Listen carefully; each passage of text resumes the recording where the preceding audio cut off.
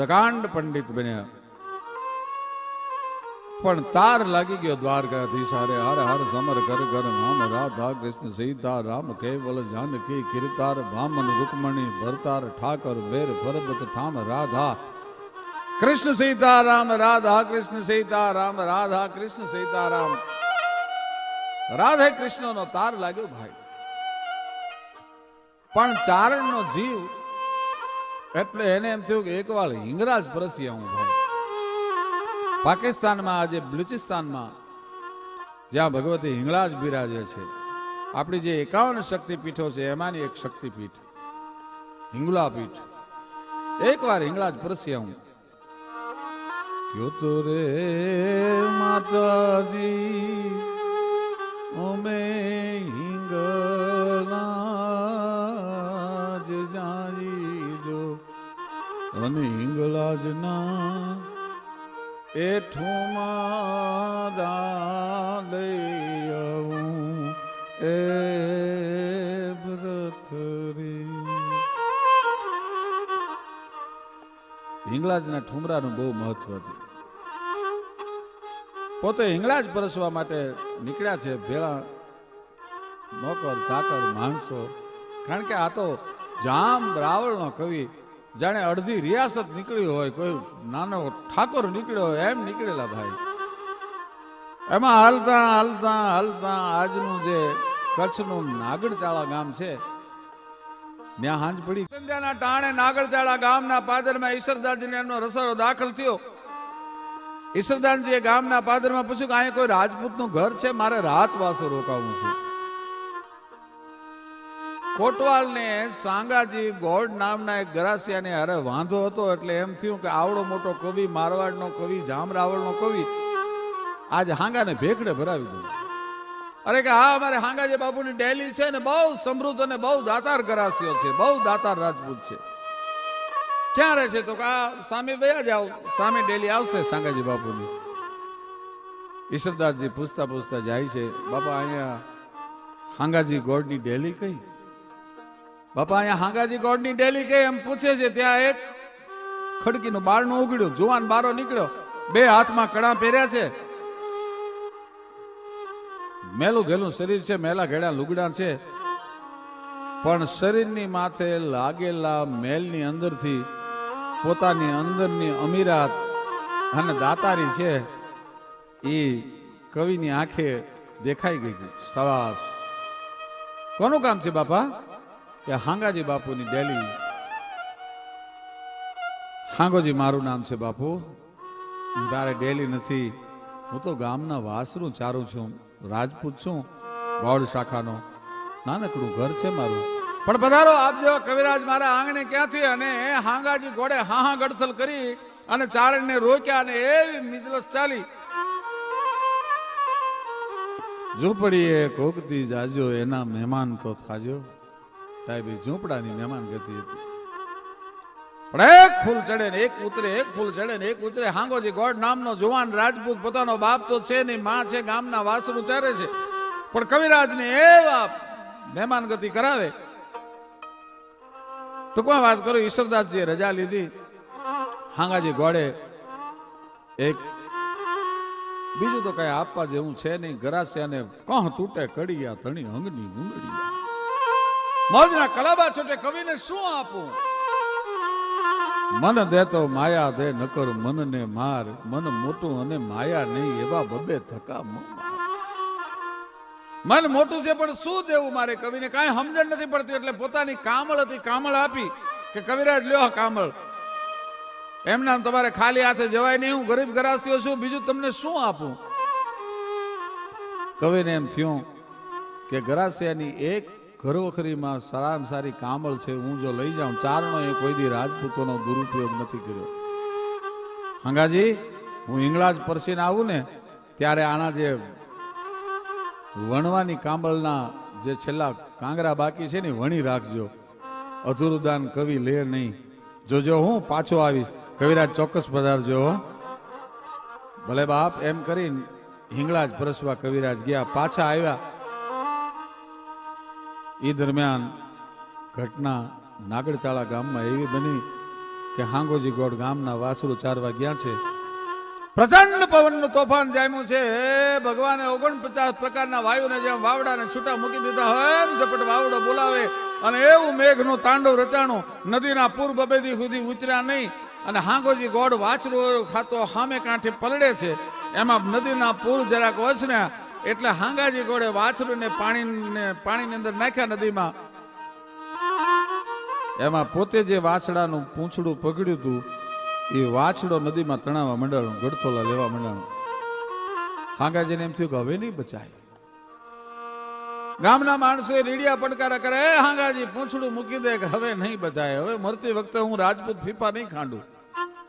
પણ મારી માને કેજો ઓલો કવિ આવે ને, જળ ડૂબતે જે જાય હાદ જ હાંગરીએ દિયો, કહેજો મોરી માય ઓલા કવિને દેજો કામળી જોજો. હો ઈસરદાન પાછો આવે ત્યારે એને તમે કામળી દેવાનું ન ચૂકતા. ટૂંકમાં વાત કરો, હાંગોજી ગોળ તો તણાઈ ગયો, માથે કાળનો પડદો પડી ગયો. ઈસરદાસજી પાછા આવ્યા છે. રાત્રે વાળુની તૈયારી કરી અને ગરીબ રાજપૂતાણીએ વાળું પીરસ્યું છે. કવિરાજ જમી લ્યો. બાપા હાંગોજી ગોળ ક્યાં? એ ગામત્રે ગયો છે, આપ જમી લ્યો. પણ બુઢી રાજપૂતાણીની આંખમાં આહુડા એમ કહેતા હતા, હાંગોજી ગામત્રે નહીં પણ લાંબે ગામત્રે ગયો છે. માં સાચું કયો, હાંગોજી ક્યાં ગયો? કે બાપ હાંગાને તો પાણી તાણી ગયું, એ તો સમુદ્રના પેટમાં હમાઈ ગયો. કે મારી રાજપૂતનો દીકરો મને વચન આપીને એમ નામ વયો ગયો, કામળ દીધા વગરનો કામળ દેવાનું કહેતો ગયો. લો તો કે તો એના હાથે લઉં તો જ હું ચારણ કહેવા. અને નદીના કાંઠે આવીને દુહા મીંડો કહેવા. સૂરજનારાયણ ને કવિરાજ મીંડો વિનોવા. મહાત્મા ઈસરદાસજી ભગવાન સૂરજનારાયણ નું આરાધન ઉપાડ્યું અને હાકલ કરે, ગાય હાંગા ગોળ તારાથી એમ નામ કામળ દીધા વગરનું નો વી જવાય. બાપ રાજપૂત છો, મને મારી કામળ દે. ત્યાં તો કે છે કે નદીમાં પૂર આવ્યું, હાકલા પડકારા થયા. હાંગોજી ગોળ દોડી અને કાંઠો ચડી ગયા અને કવિરાજને કામળીનો કોલ દીધો તો એ એમણે પૂરો કર્યો અને ચારણને હાથોહાથ કામળી આપી, ઈસરદાનજીને હાથોહાથ કામળી આપી અને પાછા પૂરમાં હમાઈ ગયા. આવા મહાત્મા ઈસરદાસજી એ ઈસરા સો પરમેશ્વરા કહેવાય. પૂજ્ય ભગવતી છેલ્લા જોગમાં આ સોનબાઈ માં એમ કહેતા કે ચારણ કેવો હોય?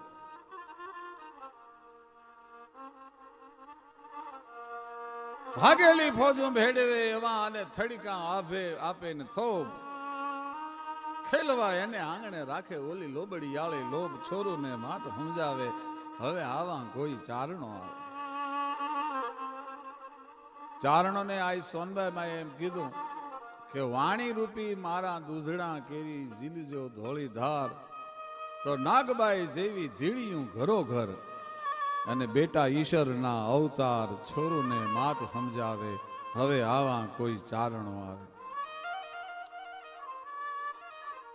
કેવા કેવા ચારણો, કેવી ભગવતીઓ આ કુળમાં જન્મી.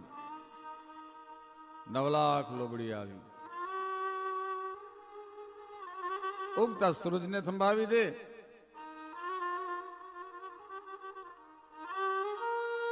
નિર્ધન ને રંક હોય તો એને રાય બનાવી અને તખ્તનસીન કરી દે અને ગાદી પર બેહારી. આવા જબરજસ્ત કવિઓ. એમાં મહાત્મા ઈશ્વરદાસજી, નામ તો એનું ઈશ્વરદાન, મારવાડના વતની, ભાદરેશ મારવાડનું,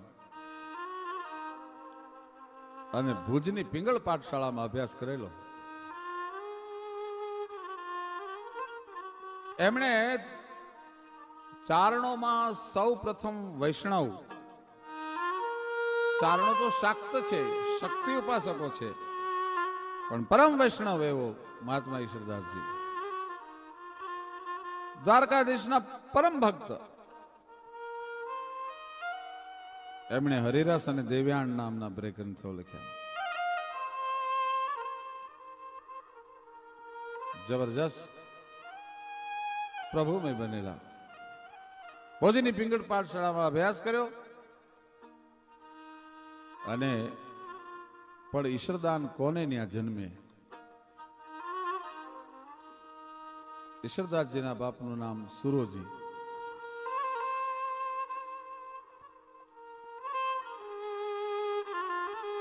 સુરોજીની છેલ્લી અવસ્થા દ્રગ દ્રગ નહીં તેજ દેગ જબ ડગ મગ પગ પગ મગ મગ અલગ ભરમ ચગ ચગ મુખ દાંત બચન જબ ફગ ફગ જમગાનુચાર લગભગ જગરમ તલ તલ કી ખબર લે તો હરિ ભૂતલ જલ સદ પંથ જન્મ સુધર ઝટપટ મન ચૈત કપટ દજ ખટપટ અનકાળ નપટ સિર ઝપટ કરે દ્રગ દ્રગ નહીં તેજ દેગ જબ ડગ મગ પગ પગ મગ મગ અલગ ભરમ ચગ ચગ મુખ દાંત બચન જબ ફગ ફગ અન જમગાનુચાર લગભગ જગરમ.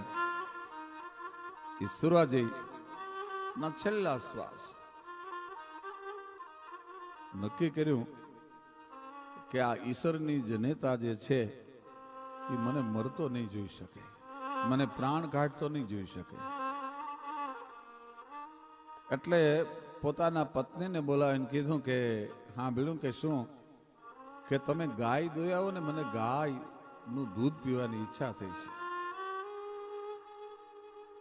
ખોળિયામાંથી પ્રાણ નીકળી ગયા પછી તો કોને ખબર શું થવાનું છે, પણ મને મરતો નહીં જોઈ શકે.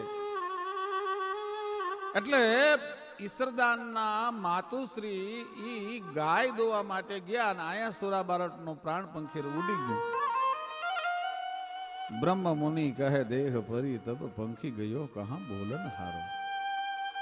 ખોળિયામાંથી પ્રાણ પંખીર ઉડી ગયું. આવીને જોયું દૂધની ત્રાહળી લઈને આવ્યા હાકર નાખીને, પણ ત્યાં તો નિશ્ચિત દેહ પડ્યો છે. હાથમાંથી ત્રાહળીનો ઘા થઈ ગયો અને હા દેવ એટલો મોટામાંથી શબ્દ નીકળ્યો અને ત્યાં ઈશ્વરદાસજીની જનેતાના ખોળિયામાંથી પ્રાણ નીકળી ગયો.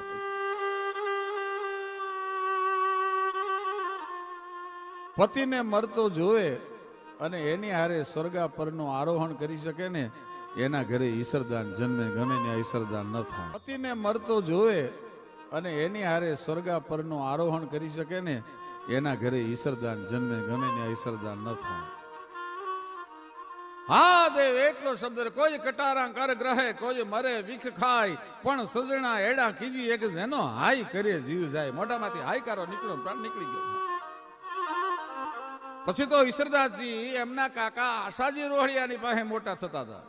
મા બાપનું છત્ર તો ગુમાઈ ગયું હતું. ભુજ પિંગળ પાઠશાળામાં અભ્યાસ કરવા માટે આશાજી ઈશ્વરદાનને મોકલેલા અને પ્રખર કવિ બન્યો ભાઈ, જેના માવતર એટલા ઉજળા હોય.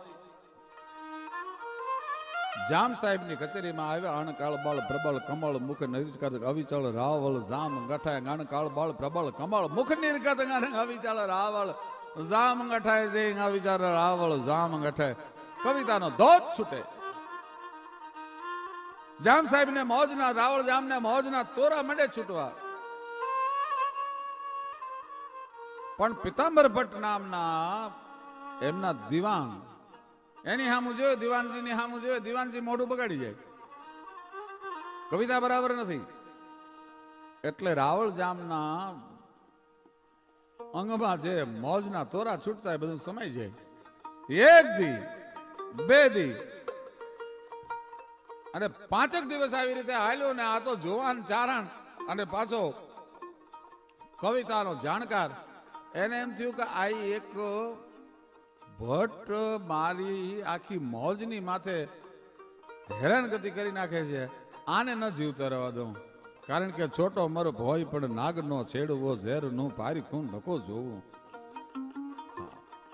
આ તો નાગ નું બચ્ચું હતું, કઈ જેવો તેવો નહોતો. છોટો મર હોય પણ નાગ નો છેડવો અને ઝેર નું પારી ખૂન નકો જોવું. આ ઝેર ના પારખાની વાત પિતાંબર ભટ્ટે કરેલી, પણ આજ ઉડાડી દઉં બ્રાહ્મણ ને, આજ ન રહેવા દઉં. નક્કી કરી અને ઈશ્વરદાનજી પૂનમનો ચંદ્રમા હોળે કળાએ ખેલ્યો છે. રાત લડીના તેજ રૂપાવર્ણા. રૂપાલ રૂપલે મઢેલી રાત છે અને એમાં ઈશ્વરદાસજી આંગણામાં ફળિયામાં તુલસીનું વન છે, એમાં સંતાણા ખુલ્લી તરવાર લઈને. પણ જો ખડની વચ્ચે મૂક્યું હોય તો પંખીડા પાણી વરાહે ચાંચું મંડે બોલવા એવી તરવાર ઊંટના ત્રીજા પ્રાહવાળ જેવી હો.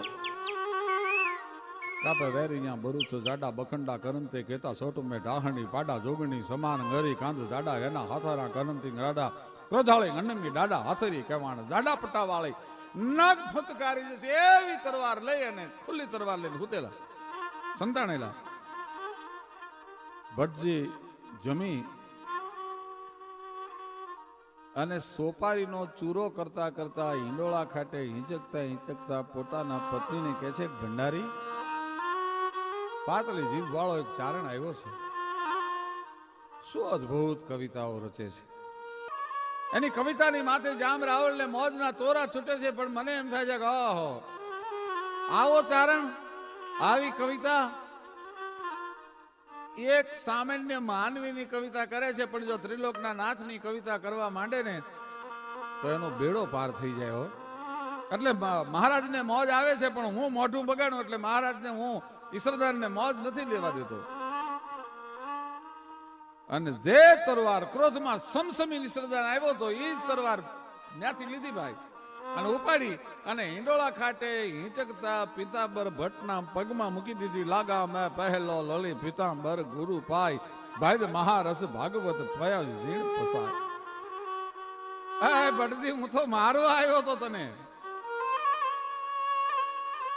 પણ જામ્યા તા જન્મો જન્મના જાળા દિવરડો દિશે નહીં, પણ આજ ઓચિંતાના થયા અજવાળા દિવરડો દિશે નહીં. અંદરના અજવાળા પ્રગટ થઈ ગયા જવાળાટ કરતા. એક બ્રાહ્મણની ટકોરે, એક ભટજીની ટકોરે ઈશ્વરદાસજીના હયાના કબાટ ખુલી ગયા, ચર્મ ચક્ષુ બંધ થઈ ગયા અને અંદરના કબાટ ઉઘડી ગયા ઈશ્વરદાનના. ભટજી આવ્યો તો મારવા પણ લે, હવે આ તરવાર તારા પગમાં મૂકી દઉં છું બાપ, તું મારો ગુરુ છો. લાગા